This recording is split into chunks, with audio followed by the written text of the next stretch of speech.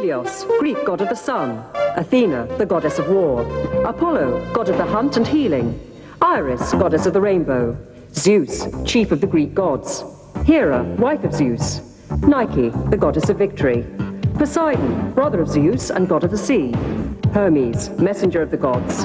Artemis, goddess of animals and the hunt. The hero god, Heracles.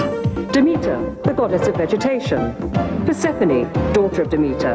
Dionysus, the god of wine. And Selene, sister of Helios and goddess of the moon, are all on tonight's 15-to-1 special, introduced by William G. Stewart.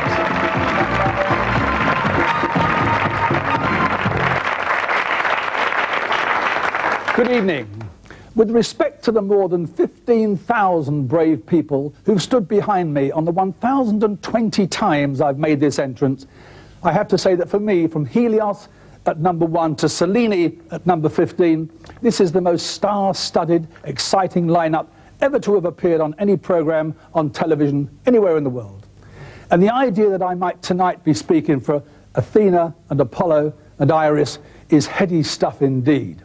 And in the course of those 1,020 programs, I've asked more than 130,000 questions, of which 30 or 40 have been on the subject of the Elgin marbles, which for more than 2,000 years adorned the Parthenon on the Acropolis in Athens, but which for the last 180 years have been housed in the British Museum in London. Here's a sample question. The design of which piece in the standard chess set, named after the English master Howard Staunton, is based on an artifact in the British Museum? The answer? This, the knight, is based on this, the head of one of the horses of Selene. The millions of you who regularly watch 15-to-1 will know that I have a quiet passion that the Elgin marbles should be returned to Athens. And that's what tonight's program is about.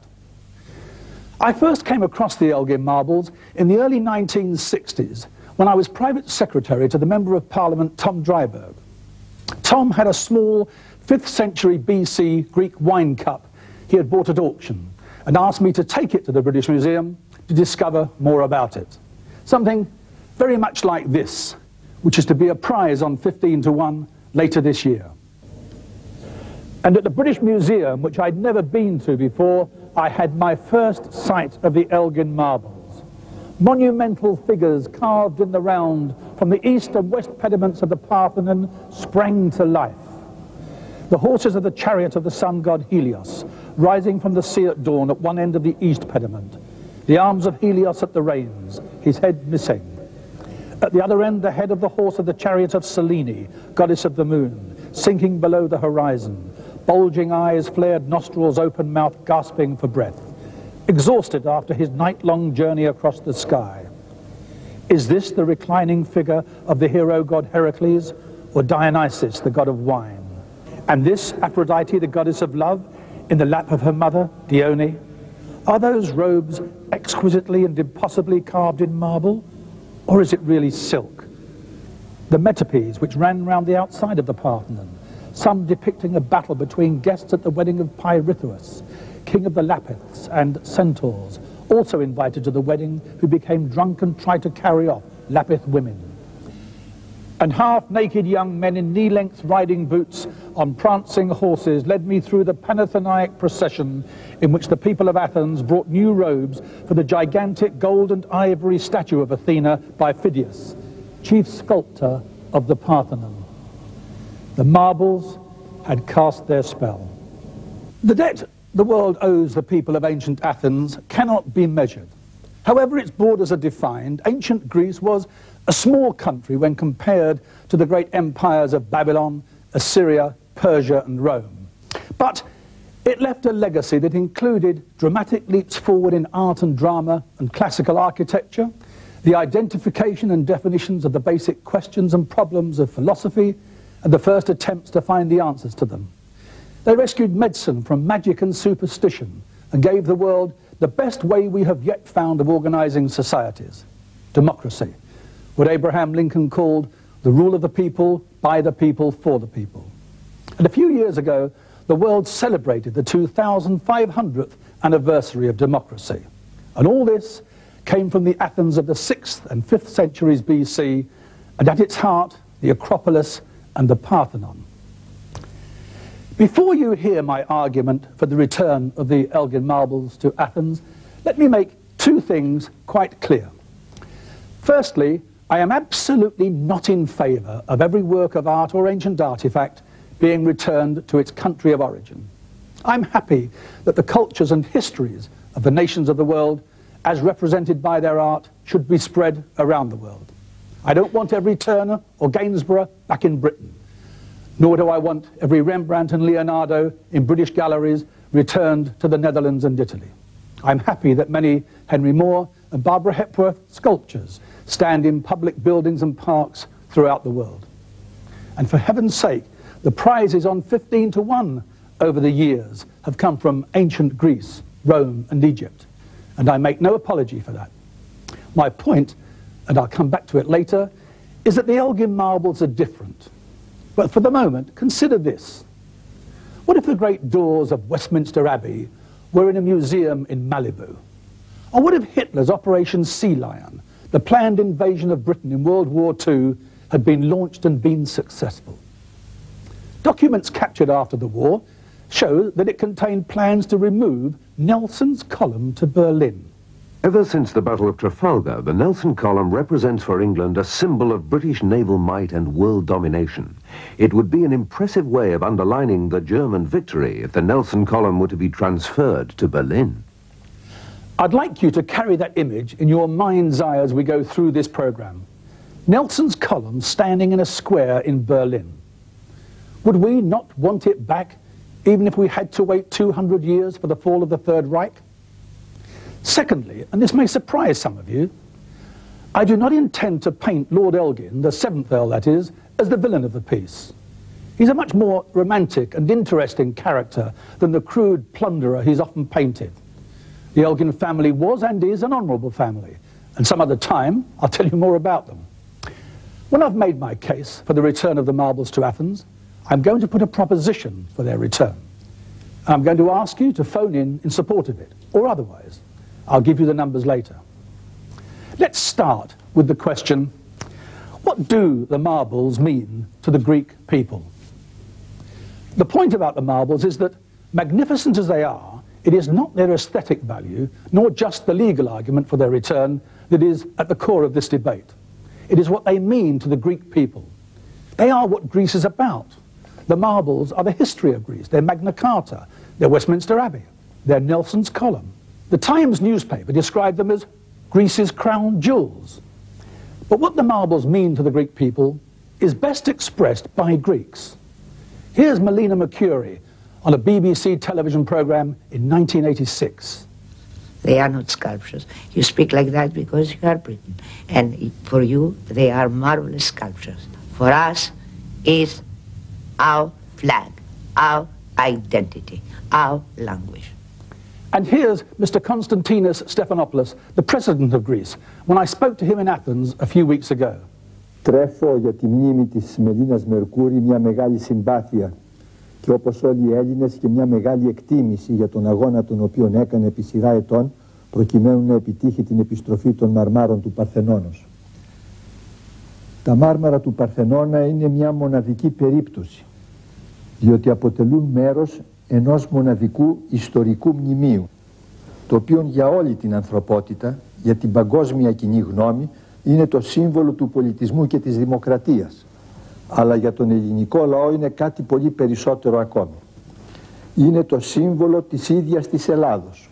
Είναι το σύμβολο της ιστορίας της Ελλάδος και της ιστορικής συνεχείας του ελληνικού έθνους. Με δύο λέξεις είναι η ιστορία της και η περηφανιά της. Γιατί είναι ό,τι πολυτιμότερο υπάρχει στην πνευματική της και καλλιτεχνική της κληρονομιά. Θα σας αναφέρω ένα χαρακτηριστικό παράδειγμα για να δείτε πόσο σωστή είναι η αντίληψη και της UNESCO, η οποία χαρακτήρισε τα Μάρμαρα του Παρθενώνος σαν ένα σύμβολο αιώνιας σημασίας για το ελληνικό έθνος. Το δεύτερο χρόνο της Ελληνικής Επαναστάσεως, το 1822, πολιορκήθηκε η Ακρόπολη από τους Έλληνες. Και οι Τούρκοι δεν είχαν πλέον βόλια, δεν είχαν πλέον μολύβι για να χύσουν τις σφαίρες, τα βλήματα των όπλων τους. Και σκέφτηκαν να αρχίσουν να χαλάν τον Παρθενώνα, να διαλύουν τους κύονες του Παρθενώνος προκειμένου να πάρουν το μολύβι, το οποίο ευρίσκεται στο εσωτερικό των κοιώνων και αποτελούσε το συνδετικό στοιχείο τους. Όταν οι Έλληνες το αντελήφθησαν, τους έστειλαν κυβότια με μολύβι για να φτιάξουν σφαίρες, να τους σκοτώνουν, να ρίχνουν εναντίον των Ελλήνων προκειμένου να μην χαλάσουν τον Παρθενώνα. Αυτή η σημασία του Παρθενώνα εξακολουθεί να είναι και μέχρι σήμερα. I think that says it all. Here's a question. Who was Lord Elgin? Laura? Thomas Bruce, 7th Earl of Elgin, 11th Earl of Kincardine. Born in 1766. Created Earl of Elgin in 1771, a few days before his 5th birthday. Educated at Harrow School and Westminster, afterwards at St Andrews and Paris. Began his diplomatic career in 1790 on a special mission to the Emperor Leopold at Vienna. 1792, envoy at Brussels. 1795, envoy extraordinary at Berlin. 1799 to 1803, ambassador to the Ottoman Empire. From 1803 to 1806, he was a prisoner of the French. In 1816, very short of money, he negotiated the sale of the marbles to the government. He died in 1841, £150,000 in debt. My point about not painting Lord Elgin as the villain of the piece is that although his bringing the marbles to Britain is not something we would countenance today, the actions of men should be judged in a historical context. Thomas Jefferson, for example, chief draftsman of the United States Declaration of Independence, himself kept slaves. And in Britain, in the 19th century, social reformers had their chimneys swept by 10-year-old children. Such practices have long been condemned, but in their day, they were acceptable. What Lord Elgin did in respect of the marbles was common practice at the time. And it has to be said that if Lord Elgin had not collected what he did, the marbles probably would not be safely where they are now and available for return to Athens. But what Lord Elgin did should now be undone. It's not often given to men to be able to correct a wrong or an injustice 200 years after the event. But this one we could put right and should. After the break, how did the marbles make the journey from Athens to Bloomsbury? The story of the Elgin marbles began in 1799 with Lord Elgin's appointment as British ambassador to the Ottoman Empire, which then spread over large parts of the eastern Mediterranean and included much of what is modern-day Greece and the city-state of Athens. The idea that he might use his time at Constantinople to further his interests in the classical arts and at the same time benefit the world of the arts in Britain was put to him by a Mr. Thomas Harrison, a neoclassical architect who was working for Lord Elgin in Scotland. He suggested that Lord Elgin should take a team of artists and moulders to Athens to draw and make casts of the finest pieces of ancient sculpture still in existence there. When Lord Elgin set off for Constantinople, his party included his chaplain, the Reverend Philip Hunt, and his private secretary, William Richard Hamilton, both of whom were to play important parts in the collection of the marbles. In Sicily, Lord Elgin engaged the services of the Italian artist Giovanni Battista Lucieri. William Hamilton was left to engage the rest of the team required in Athens, 2 architects, 2 moulders and another painter. Lucieri and the other artists arrived in Athens in July-August 1800. They immediately encountered difficulties with the Turks, and Lord Elgin told the Parliamentary Select Committee in 1816 that from August 1800 to April 1801, they had no access to the Acropolis except for the purpose of drawing, and that at an expense of 5 guineas a day. One firman or permission for the team to work on the Acropolis seems to have gone astray, and another was needed. And it is now that the Reverend Hunt really comes into the story. If there is a villain of the piece, he's my choice. But even that, in a historical context, might be unfair. From the British Museum Historical Guide. Hitherto, Elgin had had no intention of removing any sculptures or architectural elements, his sole purpose being to draw, measure and mould. From a House of Commons Library research note on the Elgin marbles. Many authorities, including the British Museum, see Hunt as instrumental in bringing about a change in the modus operandi. It was Hunt who had travelled widely in the area and seen others carrying things off, especially the French, but including the parents of Lord Elgin's own wife, who urged Elgin to seek another firman. But this time, and this is important, asking for permission to remove and take away certain artefacts. The firman was granted, and there is absolutely no doubt from the evidence of several witnesses at the time that it was granted to Lord Elgin by the Turks in recognition of British successes against France in Egypt.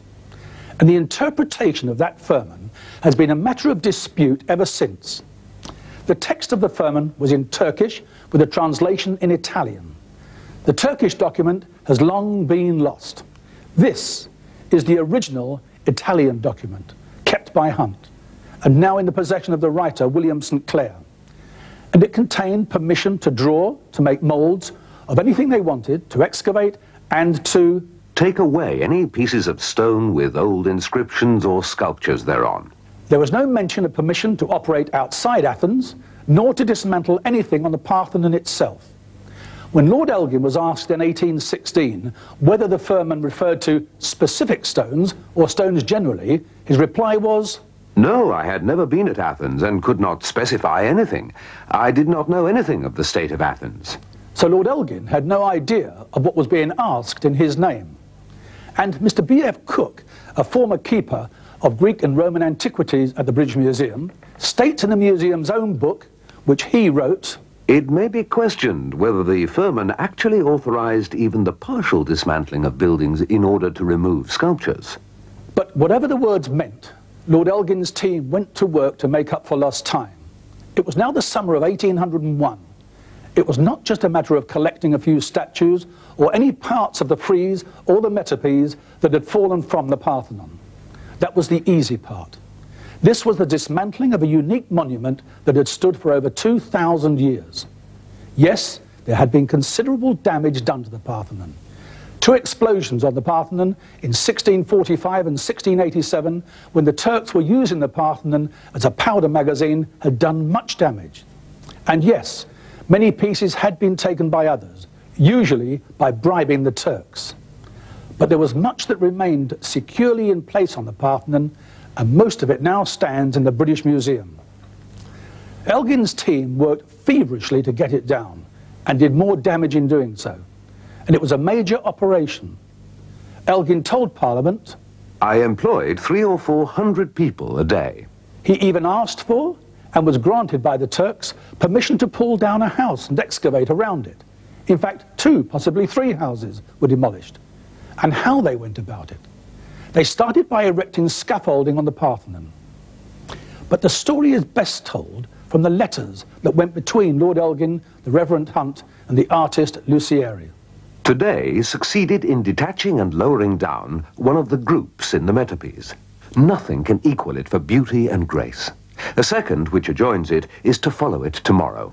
Of the small temple of Pandrossus on the side of the Erechtheum, Hunt wrote, "If your lordship would come here in a large man of war, that beautiful little model of ancient art might be transported wholly to England.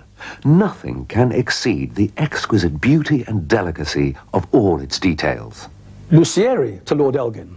"Mr. Hunt wrote to your excellency on my behalf to send a dozen marble saws of different sizes to Athens. I should require 3 or 4 20 feet in length to saw a great bas-relief, the central slab in the east frieze, that we could not transport unless we reduce its weight." And again from Lucieri.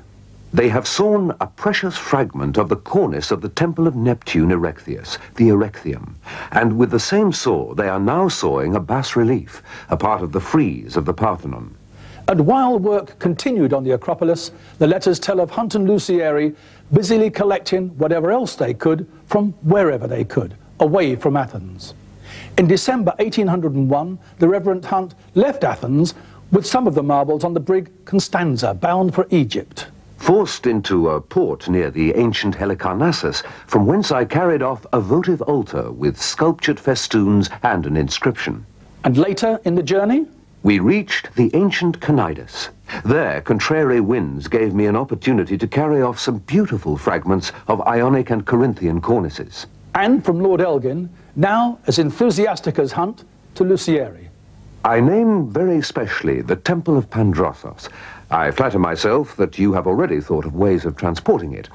Perhaps you could get down the statues one after another and put them on my brig, and by degrees transport the whole to Zea. And later, as his enthusiasm grows? At Olympia, assuredly, excavation is of the greatest consequence. You would be the first, and history assures us that there are statues, riches, monuments of all sorts in such abundance that this dig is deserving of any effort that can be made there. And where was all this treasure bound? Not for the British Museum, not for any museum. It was bound for Scotland, and a new house Lord Elgin was building. He writes of the house in Scotland, "It occupies me greatly and offers me the means of placing in a useful, distinguished and agreeable way the various things that you may perhaps be able to procure for me." And later, the damning line, "I shall regret nothing that assists my acquisitions in Greece." Records are not complete, but by March 1802, at least 3 shiploads of antiquities had left Greece. And all this, everything I've been through, the work on the Parthenon, the collecting away from Athens, and the shiploads on their way to England, happened before Lord Elgin himself had ever set foot on Greek soil or clapped eyes on the Parthenon.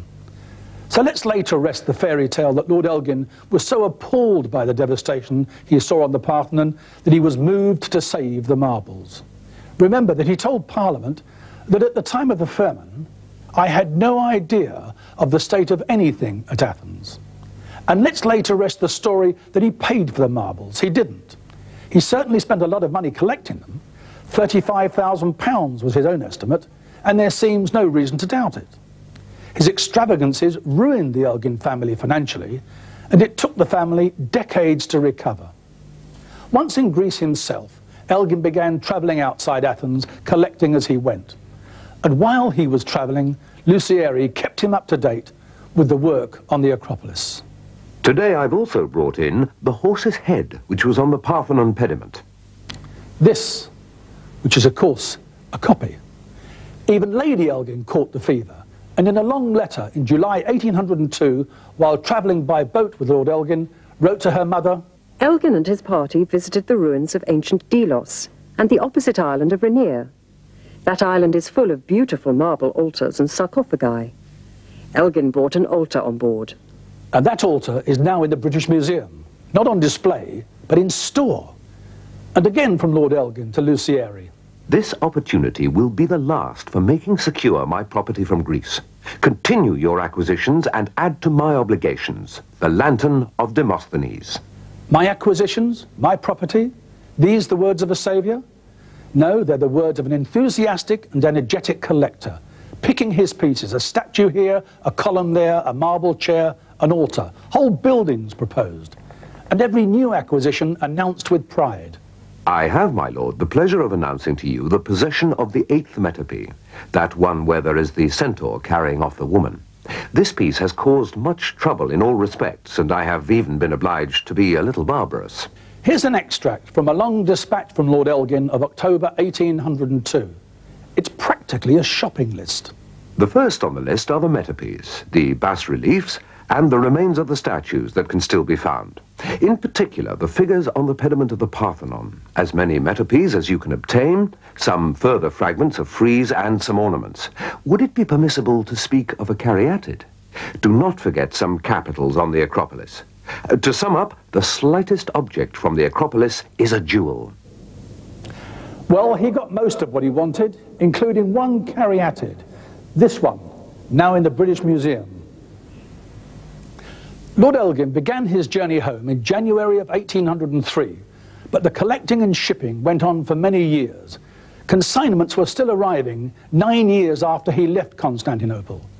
In 1812, Elgin told Parliament, 80 cases of marbles arrived. In one letter, 18th of May, 1804, a year after Elgin had left, Lucieri even tells of opening a tomb, removing bones from a large bronze vase sitting inside a white marble vase, 7 feet in circumference. I did not think there was any interest in keeping the bones. I collected them, placed them in an antique terracotta vase, put them back in the same place, and restored the tomb to its former state. The marble and bronze vases went to the British Museum. The bones, one hopes, rest in peace in Greece.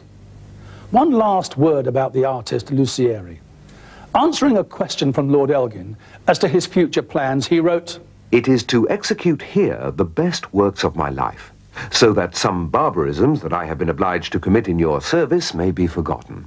To be fair to Lord Elgin, his letters do contain much that illustrates his genuine love and appreciation of classical Greece. And their very frankness illustrates, better than anything else, the point I made earlier, that what he was doing was common practice at the time, and there was nothing to hide. And what did and does the Elgin collection comprise? The appendix to the 1816 Parliamentary Committee report lists the statues and fragments from the pediments of the Parthenon, the metopes and the marbles from the frieze. The list also includes hundreds of pieces taken from Thebes, Olympia, Mycenae, the Greek islands, and from the plain of Attica. There are at least 15 galleries at the British Museum dedicated to Greek antiquities, and much in store, thousands of items. What the Greek people would like back are those 90 pieces taken from the Parthenon and the caryatid and column from the Erechtheion. They were not freestanding statues or columns, they were integral parts of a building still standing. The hundreds of pieces that make up the rest of the Elgin collection are spread throughout the museum, and the Greek people are happy for them to remain there. Here's a question. What's the history of the campaign for the return of the marbles to Athens? Lord Byron's description of the Elgin marbles as "the last poor plunder from a bleeding land" is famous enough to stand on its own. But the first recorded official proposal for the return of the marbles comes from the House of Commons debate of the 7th of June 1816, just 3 months after the Select Committee recommended that the government should purchase the marbles. And Mr. Hugh Hammersley, having spoken at length against the way in which Lord Elgin came into possession of the marbles, proposed an amendment to the bill which included these words: Great Britain holds these marbles only in trust till they are demanded by the present or any future possessors of the city of Athens, and upon such demand engages without question or negotiation to restore them as far as can be effected to the places from whence they were taken, and that they shall be in the meantime carefully preserved in the British Museum. And so it's gone on ever since, throughout the 19th century and up to the present day. And the British government has not always been unsympathetic to the idea of returning the marbles. There was, early in the Second World War, a period during which Britain and Greece were the only two countries actively fighting Nazi Germany, and the world watched in admiration as that small nation fought Hitler's battalions in the mountains in defence of their country. Around this time, the Conservative Member of Parliament, Thelma Caslett, put down a parliamentary question to ask the Prime Minister whether he will introduce legislation to enable the Elgin marbles to be restored to Greece at the end of hostilities, as some recognition of the Greeks' magnificent stand for civilization. The Foreign Office, who dealt with her question, based its position on our present exceptional relations with Greece and the interest now being taken in the question by the British public, as shown by the recent correspondence in the Times. Of the letters published, the great majority were in favour of the marbles being restored to Greece. I must tell you that one of that great majority of letters in support of return came from a surprising source. It was signed by Lord Belhaven and Stenton and began, Sir, I should like to support Mr. Hamilton Fyfe's plea for the restoration of the Elgin marbles to heroic Greece at the end of the war. It was my great-grandfather, William Richard Hamilton, Under Secretary of Foreign Affairs from 1809 to 22, who, as Lord Elgin's agent, fetched the marbles to England. Well, well. In the Hamilton family, things seem to have come full circle. The Foreign Office then came up with these recommendations. That the reply to Miss Caslett's question should be to the effect that the present moment is inopportune for a final decision on a subject which raises several important issues. It should be decided in principle to return to Greece the Elgin marbles, including the caryatid and the column from the Erechtheion, on the following conditions. The marbles should not be returned until after the war. Before they are returned, adequate arrangements should be made for their proper housing, exhibition and preservation. The official reply to Miss Caslett's question came from the Deputy Prime Minister, Clement Attlee. His Majesty's government are not prepared to introduce legislation for this purpose. But behind that non-committal reply, the recommendations are quite clear. The Foreign Office saw no reason why the marbles should not be returned to Athens. After the war, of course, both the United Kingdom and Greece had more on their minds than an immediate return to the subject of the Elgin marbles. But the matter has come up in Parliament regularly ever since. In 1961, the Prime Minister, Harold Macmillan, answered a question about it, but fudged the issue with, "This is a complicated question. I will not dismiss it from my mind." Later in the same year, the then Mayor of Athens sent identical telegrams requesting return of the marbles to the Prime Minister, Mr Macmillan, the Lord Chancellor and the Speaker of the House of Commons. Despite Foreign Office sympathy with the request, including an observation that returning the marbles would not necessarily constitute a precedent, and the view of Sir Roger Allen, the then British ambassador in Athens, that I should on balance favour the return of the marbles. The British Museum would have nothing to do with the request, and in a single paragraph letter told the Foreign Office that the trustees of the British Museum are therefore not prepared to enter into discussions on the subject. The frustration of the Foreign Office with the British Museum is summed up by an internal memo which reads, Mr Bridgewater's letter is rather impertinent and is typical of the trustees of the British Museum who rejoice in disregarding requests by foreign governments for loans of works of art, even when these requests are backed by the Foreign Secretary. And on through the 1970s and into the 1980s. In 1983, Lord Jenkins of Putney, who is with us today, raised the matter in the House of Lords, and again as recently as February of this year. There are many supporters for the restoration of the marbles in the Commons and the Lords, and that support crosses party lines.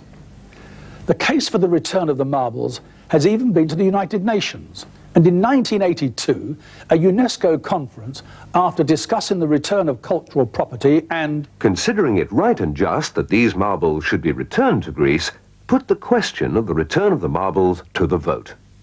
Countries in favour, 52. Against, 11. Abstentions, 26. Unfortunately, the United Kingdom was not and is not a member of UNESCO. In 1983, the Greek government presented the British government with an official request for the return of the marbles. When the British government refused and the Greeks went back to UNESCO in 1985, the British delegate, a Mr Arbuthnot, in the position of observer, said that although the United Kingdom had rejected the Greek request, Britain naturally remained ready to discuss the matter further with the Greek government on a bilateral basis. So it wasn't apparently a no for all time. And as recently as 1994, in a House of Commons debate on the return of cultural property, Mark Fisher, Shadow Minister for the Arts, committed the Labour Party to signing up to UNESCO and working out what he called the orderly return of the Elgin marbles. I asked Mark Fisher if he could elaborate on that. Yes, I mean, we have a commitment to rejoin UNESCO when we're in government and to ratify the 1970 UNESCO Convention that covers cultural artefacts. And that will provide a framework in which to look at the whole area of restitution of cultural artefacts. Including the marbles? Yes, including the marbles. I mean, since we've been out of government, I think that many of the obstacles which previously existed to the discussion of the return of the Parthenon marbles have been or are being resolved. I mean, the Greeks have the designs for a very good international museum. That scholarship is better, they have political stability. So many of the problems of the last 40 years are in the process of being resolved. And the debate has continued in the media as well as in Parliament. In the 1980s, on radio and television, the marbles were the subject of whole programmes or major items on, among many others, Question Time, World at One, from our own correspondent, Omnibus, Brian Hayes, Jimmy Young, Newsnight, PM, Heart of the Matter, LBC Reports, Today, and The World Tonight. Following a Thames television programme in 1983, a telephone vote ended with 72% in favour of return, 26% against, others 2. Following a Channel 4 programme in 1986, the figures in a TV Times poll were 68% in favour, 32% against. And a debate in the Oxford Union in 1985 voted 157 to 85 in favour of return. I would have thought that UNESCO, Thames Television viewers, the Oxford Union and TV Times readers, is a fair cross-section of public opinion? This question has been on the British conscience since the Elgin collection came to England nearly 200 years ago and is never going to go away. After the break, would the marbles be well looked after in Athens? The answer to that question is yes. No one denies the pollution problem in Athens. The pollution problems of major cities around the world would prohibit the marbles being displayed outdoors. Los Angeles, Tokyo, Rome, yes Athens, and yes London. The Houses of Parliament, which spent 10 years in scaffolding throughout the 1980s and 90s, has had to be cleaned roughly every 30 years. And they're only 150 years old, not 2,500. Of course the marbles would have to be housed in a museum. Set up by the Ministry of Culture in Athens, held under the auspices of the International Union of Architects and open to architects from all over the world, the international competition of 1990 for the siting and planning of the new Acropolis Museum was won by the Italians Manfredi Nicoletti and Lucio Passarelli. The site has been chosen at the foot of the Acropolis itself. And what a museum it will be, with the very latest developments in technology, incorporating control of temperature, humidity, air conditioning and light. The conditions under which the marbles will be displayed are far more sophisticated than those in the Duveen Gallery at the British Museum. That's not to take away anything from the care taken by the British Museum over the years. It's just progress. But equally important is the imaginative way in which the marbles would be displayed, including the stunning concept of the giant eye, which would enable visitors standing at any point in the Parthenon space central to the museum to look up and see the Parthenon itself standing up on the Acropolis. Imagine that these gods and goddesses here are on the east pediment of the Parthenon, and you could glance up and see the Parthenon itself up on the Acropolis. And you could see it from any part of the museum, and at night, floodlit. Would the return of the Elgin marbles to Athens set a precedent that would empty the great museums of the world? There is no evidence at all to support that argument. Firstly, Greece itself has stated that it has no other claims for the return of anything from antiquity presently in any collection or museum in the United Kingdom. And they are not, for example, asking for the return of the Venus de Milo from Paris. Since 1978, the UNESCO committee that deals with the return of cultural property has received less than a dozen claims. A dozen in 26 years. Hardly opening the floodgates, is it? And what about the great museums of the world themselves? Well, ICOM, the International Council of Museums, meeting in London in 1983, overwhelmingly passed a resolution that included support for the UNESCO committee on the return of certain cultural property, and urged its members, which includes the British museums, to initiate dialogues with an open-minded attitude concerning requests for the return of cultural property. Among the nearly 1,000 delegates who voted on that resolution, there were no votes against and only 10 abstentions, 5 from the British delegation. No, there is not a scrap of evidence that returning the Elgin marbles to Athens would empty the great museums of the world. Where does the British Museum stand on the question of the marbles? There's no disputing the status of the British Museum. It is respected round the world for its collection and its scholarship. And from pieces of broken pottery to the massive granite statues from Egypt, that collection comprises 6.5 million items. That figure of 6.5 million includes those 90 pieces of marble that the Greeks want back. But for all the respect in which the museum is rightly held, there is little doubt that it has a blind spot about the Elgin marbles. Of course one can understand a great museum not wanting to part with a collection like the Elgin marbles. But their reaction to any suggestion of return is now a wall of silence. When I rang the head of press and public relations at the museum, I was told that in the light of experience, which included a previous director of the museum saying things he ought not to have said, and the fear that any representative of the museum would be put up as an Aunt Sally, his words, the museum would be unlikely to provide anyone to appear on this programme. The former director was Sir David Wilson, who thought, no, said, that to rip the Elgin marbles from the walls of the British Museum is a much greater disaster than the threat of blowing up the Parthenon. And on the matter of it taking an act of Parliament to return the marbles... That's a serious matter. But it could be done. Oh, anything can be done. That's what Hitler said. That's what Mussolini said when he got the Italian trains to run on time. You're not seriously suggesting there's a parallel between... Yes, I am. I think this is cultural fascism. It's nationalism and it's cultural danger, enormous cultural danger. If you start to destroy great intellectual institutions, you're culturally fascist. And back to Hitler? It's like burning books. That's what Hitler did. Another interesting point made by Dr. Wilson was who should own the marbles? I don't say that the British should have the marbles. I say the British Museum should have the marbles, and that's a very different matter altogether. Blowing up the Parthenon, Hitler and Mussolini, cultural fascism, not the British Museum. Who does Dr. Wilson think the British Museum belongs to? I pointed out to the British Museum that it might be the keeper of many of the nation's treasures, but it is not the keeper of the nation's conscience. I then wrote to the head of Press and Public Relations, and my letter contained these words. My argument for the return of the marbles to Athens is not one which I would expect the museum as an institution to support, but I would not like to make it without a distinguished member being present to listen to my argument, have a chance to refute any point of fact I might make, and put the museum's position. His answer was that... The British Museum's views on this subject are unequivocal and well known. We do not, therefore, wish to offer a contribution to your programme. Well, I tried. Mind you, on Channel 4, there's always right to reply. That's my case for the return of the Elgin marbles to Athens. Here's my proposal for their return.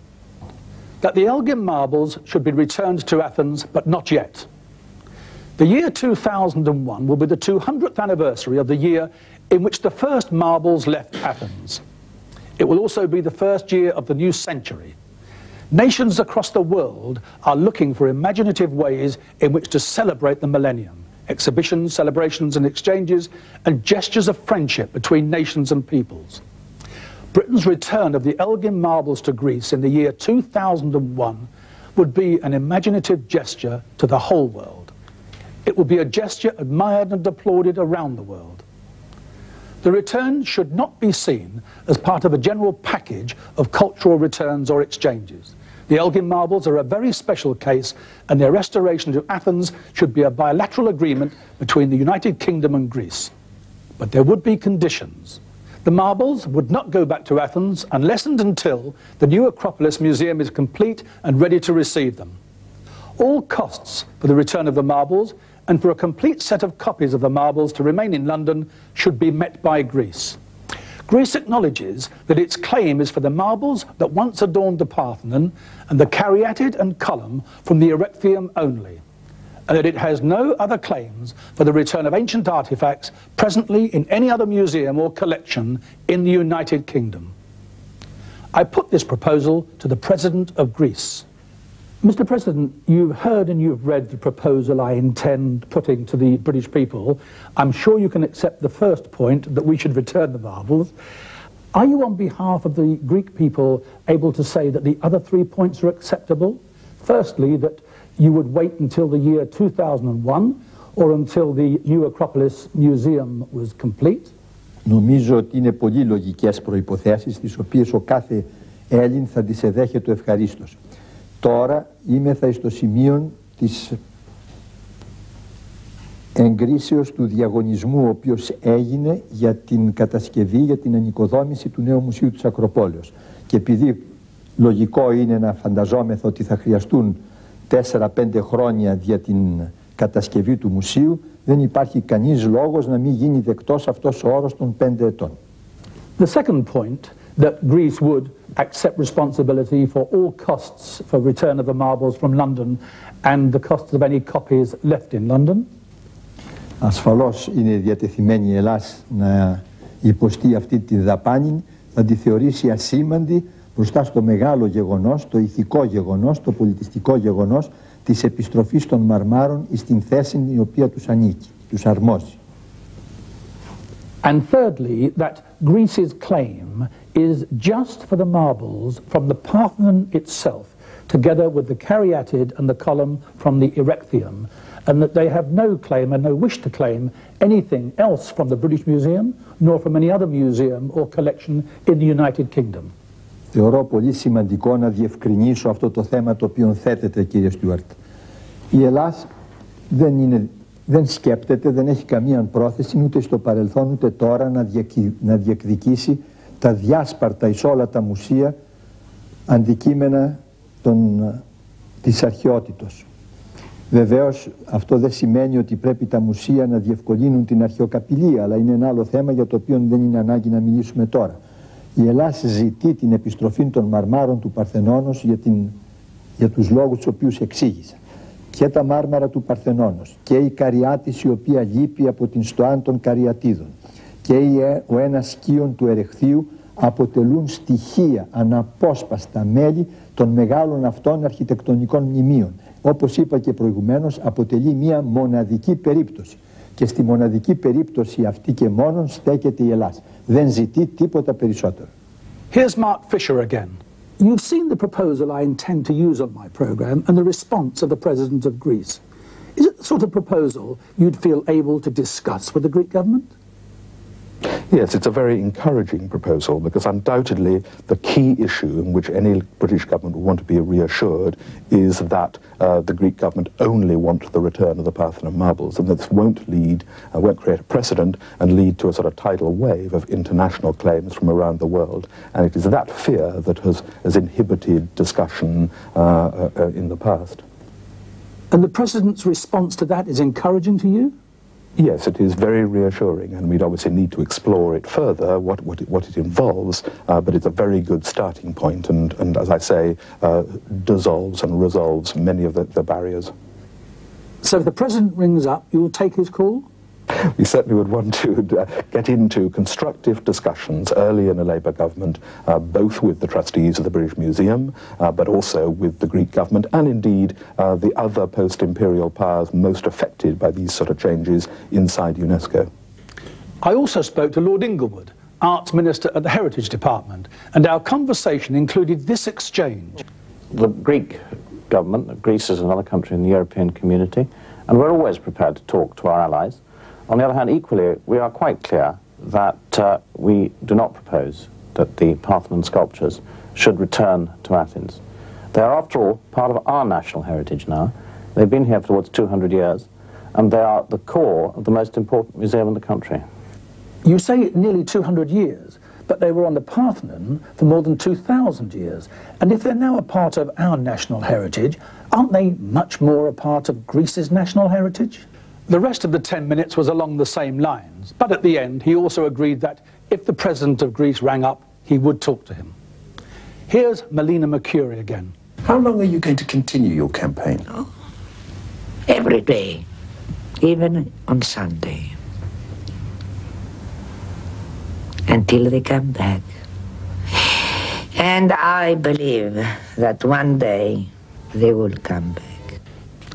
Jules Desan, did Melina Mercouri really believe that the marbles would go back to Athens one day? Yes, she did.